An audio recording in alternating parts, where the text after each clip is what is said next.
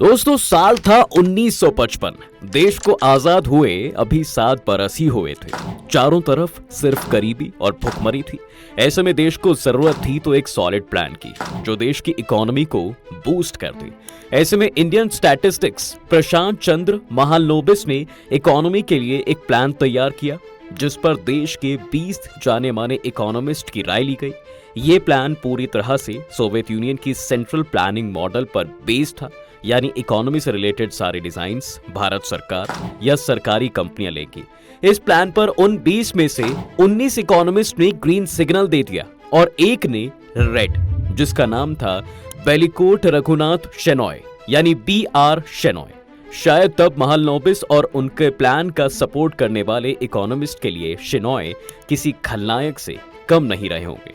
खैर जो भी है, लेकिन उस वक्त वहां बैठे देश के प्रधानमंत्री पंडित जवाहरलाल नेहरू और बाकी के इकोनॉमिस्ट ने उसे नजरअंदाज कर दिया, जिसका खामियाजा भारत आज तक भुगत रहा है। अगर उस दिन प्रधानमंत्री जवाहरलाल नेहरू शेनॉय की बात सुन लेते तो शायद आज भी भारत सोने की चिड़िया होता। अब हम ऐसा क्यों कह रहे हैं, इसे डिटेल में समझने के लिए हमें 76 साल पीछे चलना होगा। देखिए, साल 1947 की बात है जब हमारे भारत के नेता नए आजाद देश को लेकर थोड़ा परेशान थे। परेशानी का कारण भी साफ था, क्योंकि देश अभी अभी आजाद हुआ था और उसके सामने बहुत सारी ऐसी जरूरी चुनौतियां थीं जिसके बिना नागरिकों का सरवाइव कर पाना मुश्किल हो जाता। वहीं सबसे बड़े चैलेंज की अगर हम बात करें तो वो थी देश की गरीबी। आजादी के समय भारत में 80% आबादी गरीब थी, यानी लगभग 250 मिलियन लोगों के पास इतना पैसा भी नहीं था कि वो ठीक से 2 वक्त की रोटी खा सके, जिसकी वजह से देश की अर्थव्यवस्था भी डगमगाई हुई थी। इसे पटरी पर लाने के लिए भारत सरकार ने साल 1947 में मिक्स्ड इकोनॉमी सिस्टम को अडॉप्ट किया। दैट मींस जहां तीनों सेक्टर यानी प्राइवेट, पब्लिक और जॉइंट सेक्टर एक साथ एग्जिस्ट करते हो, उसे मिक्स्ड इकोनॉमी सिस्टम कहते हैं। इसने 1951 में भारत के लिए पहली पंचवर्षीय योजना को जन्म दिया और इसके सक्सेसफुली कंप्लीट होने के बाद साल 1955 में शुरू हुई दूसरी पंचवर्षीय योजना, जिसे नाम दिया गया महालनोबिस प्लान। यानी कि ये प्लान प्रशांत चंद्र महालनोबिस के दिमाग की उपज थी और यहीं से शुरू हुई असली पॉलिटिक्स। दरअसल महालनोबिस देश के पहले प्रधानमंत्री यानी पंडित जवाहरलाल नेहरू के काफी चहेते थे, जिन्होंने कैम्ब्रिज यूनिवर्सिटी से पढ़ाई की थी। वो फिजिसिस्ट और स्टैटिस्टिशियन होने के साथ साथ संस्कृत और बंगाली लिटरेचर के भी अच्छे जानकार थे, लेकिन इकोनॉमिक्स में उनका हाथ थोड़ा तंग था। महालनोबिस खुद इस बात से एग्री करते थे कि उन्हें आर्थिक मामलों की कुछ खास नॉलेज नहीं थी, यानी सरकार देश की इकोनॉमी को बूस्ट करने के लिए एक ऐसे शख्स के बनाए हुए प्लान पर काम करने के लिए राजी हुई थी जिसे इकोनॉमिक्स की नॉलेज ही नहीं थी। तो आप सोच सकते हैं कि क्या हुआ होगा। खैर, वहीं शेनॉय जाने माने इकोनॉमिस्ट थे। साल 1929 में उन्होंने BHU से मास्टर्स ऑफ इकोनॉमिक्स की डिग्री ली, वो भी गोल्ड मेडल के साथ। फिर इंग्लैंड गए और लंदन स्कूल ऑफ इकोनॉमिक्स में पढ़ाई की, जहां उन्होंने जॉन बेनार्ड कीन्स के प्रिंसिपल्स तक को चुनौती दे डाली थी। हालांकि बाद में कीन्स ने इसे एक्सेप्ट भी किया। अब वहीं से पढ़ाई पूरी करने के बाद शेनॉय भारत वापस लौटे और यहाँ पर कई कॉलेजेस में प्रोफेसर की नौकरी की, लेकिन ये काम उन्हें ज्यादा दिन तक रास नहीं आया, इसलिए 1945 में वो रिजर्व बैंक ऑफ इंडिया से जुड़ गए। हालांकि करीब 9 साल बाद उन्होंने फिर से पढ़ने का फैसला किया। अगर सीधे सीधे कहें तो उन्हें इकोनॉमिक्स की अच्छी खासी नॉलेज थी और अपनी इसी एबिलिटी को वो इकोनॉमिक सेक्टर में प्रूव कर चुके थे। फिर भी 1955 में जब उन्होंने महालनोबिस के प्लान का विरोध किया तो उसे अनसुना कर दिया गया। इसका रिजल्ट ये निकला कि 90 का दशक खत्म होने से पहले पहले महालनोबिस की इस आर्थिक योजना ने देश को दिवालिया होने की कगार पर लाकर खड़ा कर दिया था। देश को इस आर्थिक दलदल से निकालने के लिए नरसिम्हा राव की सरकार ने कई पापड़ बेले। मजबूरी में आर्थिक सुधार अपनाए गए, जिसे अभी तक की सरकारें आगे बढ़ाती आई हैं। उसी की बदौलत आज भारत दुनिया की 5वीं बड़ी इकोनॉमी बन पाया। वहीं जिस फ्री मार्केट और फॉरेन इन्वेस्टमेंट की नीतियों के दम पर यह अनुमान लगाया जा रहा है कि भारत इस दशक के आखिरी तक दुनिया की 3री बड़ी इकोनॉमी होगा, उसकी सिफारिश शेनॉय ने 1955 में ही कर दी थी, यानी आज से करीब 7 दशक पहले। उन्होंने फ्री ट्रेड को अपनाने की सलाह दी थी। अगर उस वक्त उनकी बात सुन ली गई होती तो आज भी भारत सोने की चिड़िया होता और हमारी इकोनॉमी देश की सबसे बड़ी इकोनॉमी होती। अब वहीं शेनॉय ने जो कहा था वो किस हद तक साबित हुआ, उसे समझने के लिए देखना चाहिए कि महालनोबिस और नेहरू के इकोनॉमिक प्लान में क्या क्या गड़बड़ियां रही थी, इसकी शुरुआत कैसे हुई और क्या इसमें प्लानिंग कमीशन का भी कोई रोल था जिसे नरेंद्र मोदी जी ने प्रधानमंत्री बनने के बाद भंग करने का फैसला किया। दरअसल नेहरू का मानना था कि पॉलिटिकल फ्रीडम तभी मिलेगी जब इकोनॉमिक फ्रीडम होगी। खैर उनकी गलती नहीं थी। ब्रिटिश राज के दौरान पूंजीवाद का जो रूप उन्होंने देखा उसने नेहरू की सोच को काफी इफेक्ट किया। उन्होंने देखा था कि भारत में कैपिटलिज्म यानी पूंजीवाद बहुत कमजोर है, इस पर मुट्ठी भर लोगों का कंट्रोल है, इसलिए वह मानते थे कि आम लोगों के इकोनॉमिक हितों की सुरक्षा का बोझ अब सरकार को ही उठाना होगा ताकि उनके साथ नाइंसाफी ना हो। तब नेहरू जैसे नेशनलिस्ट लीडर्स का बड़ा ग्रुप सोवियत यूनियन की सेंट्रल प्लानिंग और उसकी कामयाबी का मुरीद था, क्योंकि कम्युनिस्टों की सत्ता में आने के बाद 2 दशक के अंदर ही अंदर सोवियत यूनियन दुनिया की बड़ी इंडस्ट्रियल पावर बन चुका था। उसने न केवल देश से भुखमरी को कम किया बल्कि साइंस सेक्टर में अपना परचम लहराया। दूसरे विश्व युद्ध में अमेरिका के साथ मिलकर हिटलर को हराने के बाद तो वो दुनिया की सबसे बड़ी ताकत बन चुका था। दोस्तों ये ऐसा दौर था जब दुनिया के कई देशों में अर्थव्यवस्था और आर्थिक मामलों में सरकार का अच्छा खासा दखल था। अमेरिका और ब्रिटेन में तो 1929 के महामंदी के बाद से ही सरकार ने इकोनॉमी में काफी हद तक इंटरफेयर करना शुरू कर दिया था। चीन में भी माओ त्से तुंग के राज में ग्रेट लीप फॉरवर्ड नाम की नीति लाई गई, जिसका मकसद देश को बड़ी इंडस्ट्रियल पावर बनाना था। ये बात और है कि इस गलत नीति की वजह से चीन में भुखमरी की स्थिति पैदा हो गई थी, जिसने बड़ी संख्या में लोगों की जान ले डाली। ऐसे में आप समझ सकते हैं कि नेहरू ने सोशलिस्ट इकोनॉमिक पॉलिसीज को क्यों अपनाया होगा। और सिर्फ वही नहीं, कई राष्ट्रवादी नेता भी तब मानते थे कि आर्थिक मामलों में सरकार के दखल से देश को फायदा होता है।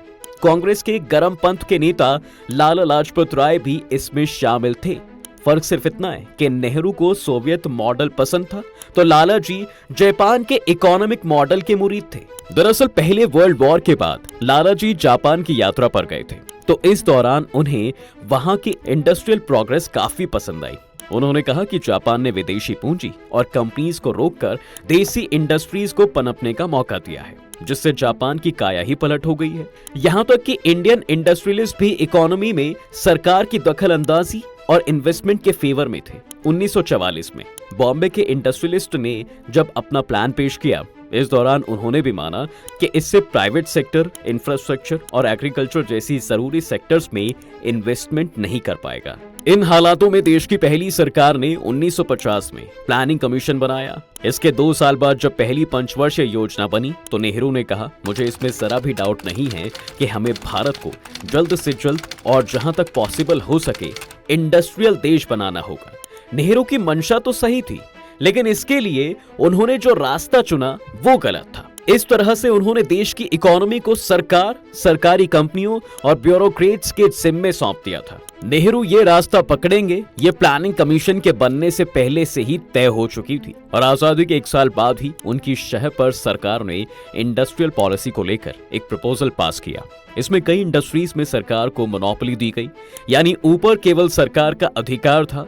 उस वक्त सरदार पटेल भी इसे लेकर डाउटफुल थे। इसके बाद साल 1951 में सरकार ने डेवलपमेंट एंड रेगुलेशन एक्ट यानी इंडस्ट्रीज एक्ट बनाया, जिसमें कई गलत नीतियों को जगह दी गई।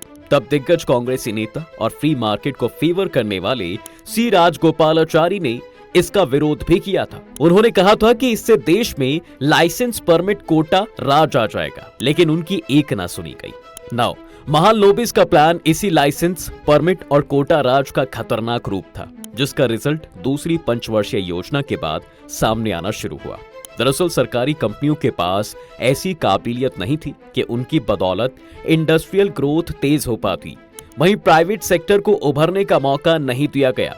इस वजह से लंबे समय तक भारत की जीडीपी ग्रोथ 3% तक ही रही, जिसे मजाक में हिंदू ग्रोथ रेट का नाम भी दिया गया। नेहरू महालनोबिस की गलत नीतियों का असर सिर्फ इंडस्ट्रियल एरिया पर ही नहीं पड़ा, बल्कि इससे एग्रीकल्चर सेक्टर भी बदहाल हो गया। देश लोगों का पेट भरने लायक अनाज पैदा नहीं कर पा रहा था। इसके लिए हम दूसरे देशों के रहमो करम यानी दया पर जी रहे थे। इससे भी बुरी बात यह थी कि जिस गरीबी को कम करने के मकसद से नेहरू और महालनोबिस ने सोवियत मॉडल देश को अपनाया था, वो टारगेट भी हासिल नहीं हुआ। अगर उस वक्त अमेरिकन साइंटिस्ट नॉर्मन भारत की मदद नहीं करते तो देश में कभी हरित क्रांति नहीं आ पाती। देश की 60% आबादी खत्म हो जाती, सो अलग। अब ऐसे में इन नीतियों का विरोध करने वाले शेनॉय सही साबित हुए। उन्होंने कहा था कि आमदनी से अधिक कर्ज लेकर पब्लिक सेक्टर्स में इन्वेस्ट करने से देश में महंगाई बढ़ेगी, लेकिन इसके बाद भी सरकार ने इन्वेस्टमेंट की।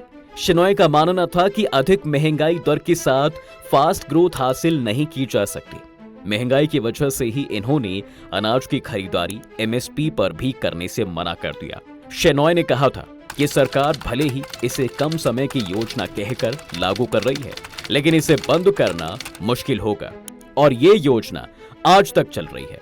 इकोनॉमिक सेक्टर में सरकारी कंपनियों के दबदबे पर भी शेनॉय का विरोध सही साबित हुआ।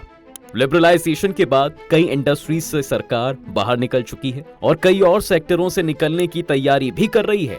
केंद्र में बैठी बीजेपी और मेन ऑपोजिशन पार्टी कांग्रेस के बीच इस मामले पर सहमति है। इन कंपनियों में हिस्सेदारी बेचने का विरोध हो भी रहा है, तो सिर्फ लेबर ऑर्गेनाइजेशंस की ओर से। शेनॉय की इस बात के लिए तारीफ की जानी चाहिए कि 1979 में जब उनका निधन हुआ, तब तक वो नेहरूवादी इकोनॉमिक पॉलिसीज के विरोध पर अड़े रहे। उनके निधन के करीब एक दशक बाद सेंट्रल प्लानिंग की गलत नीति की वजह से सोवियत यूनियन भी बिखर गया। वही सोवियत यूनियन जिसकी कामयाबी को देखकर नेहरू ने महालनोबिस प्लान को सपोर्ट किया था, लेकिन अफसोस ये कामयाबी लिमिट टाइम तक के लिए ही थी। वहीं चीन ने समय रहते आर्थिक सुधारों को लागू किया और आज वो दुनिया की दूसरी सबसे बड़ी इकोनॉमी है। भारत में भी इस बात को स्वीकार किया गया कि नेहरू और महालनोबिस की आर्थिक नीतियां गलत थी।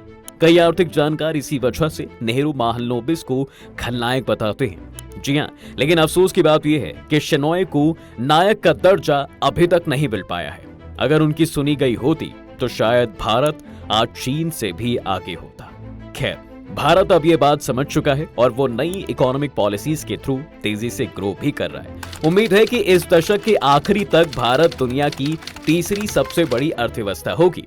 लेकिन महालनोबिस प्लान की वजह से जो खामियाजा देश को भुगतना पड़ा, उसका दुख हमें हमेशा रहेगा। दोस्तों, इस बारे में आपका क्या कहना है, कमेंट जरूर करें। वीडियो को लाइक और शेयर करें और सब्सक्राइब करना चैनल को बिल्कुल ना भूलें।